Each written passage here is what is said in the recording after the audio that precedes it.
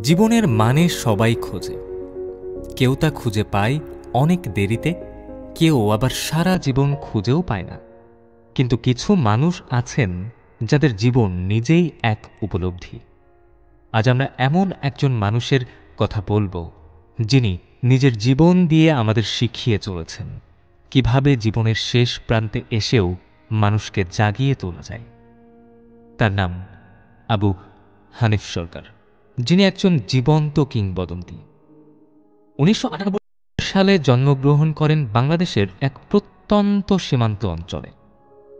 তখনকার সময়টা ছিল কঠিন, সংগ্রামের।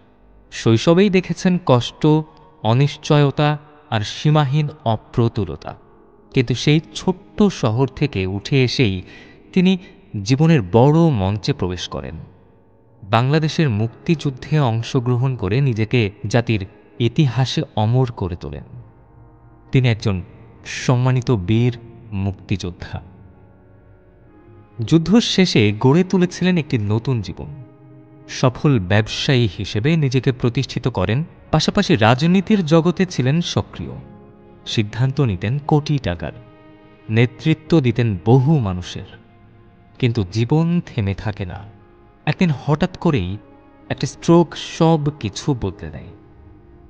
হঠাৎই জীবন থমকে যায়। কিন্তু এখানেই শুরু হয় হানিফ সরকারের জীবনের দ্বিতীয় অধ্যায়।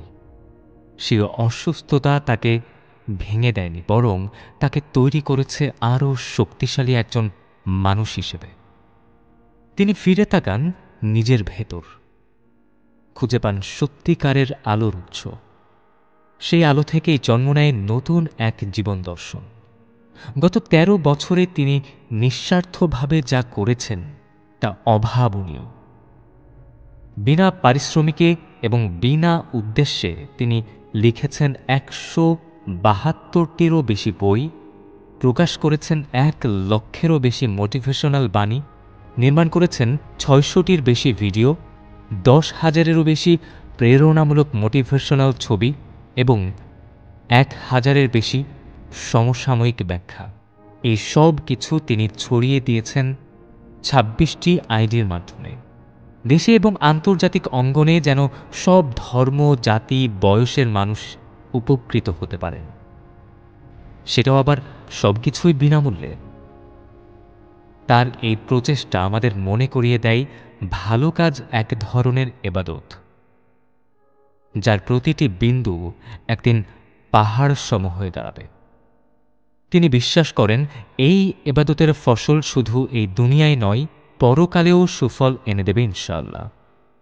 তার লেখা এবং ব্যাখ্যাগুলো আমাদের হৃদয়ে প্রশ্ন তোলে। ভাগ্য আমাদের হাতে।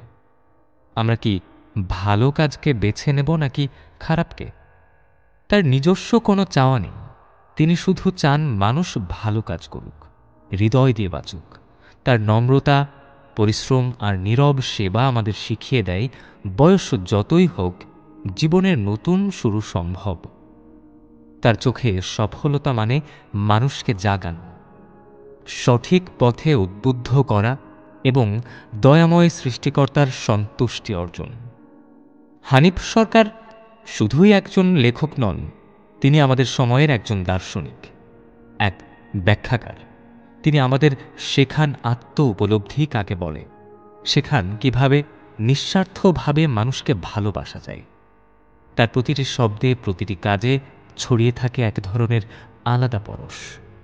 এই মানুষটি আমাদের জন্য শুধু অনুপ্রেরণা নন, তিনি সময়ের এক জীবন্ত কিংবদন্তি, একজন আলো বহনকারী মানুষ, যিনি নিজে আলো চান না, শুধু ছড়িয়ে দিতে চান।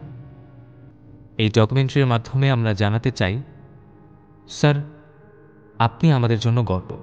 আপনি প্রমাণ করেছেন যে আলো মানুষ নিজের মধ্যে খুঁজে পায়, সেই আলো দিয়েই সে গোটা বিশ্বকে আলোকিত করতে পারে। আপনার পথ চলা, আপনার ত্যাগ, আপনার নীরব সংগ্রাম আমাদের নতুন করে ভাবতে শেখায়, বাঁচতে শেখায়। আপনার মতো একজন মানুষ আমাদের জীবদ্দশায় পাওয়া এক আশীর্বাদ।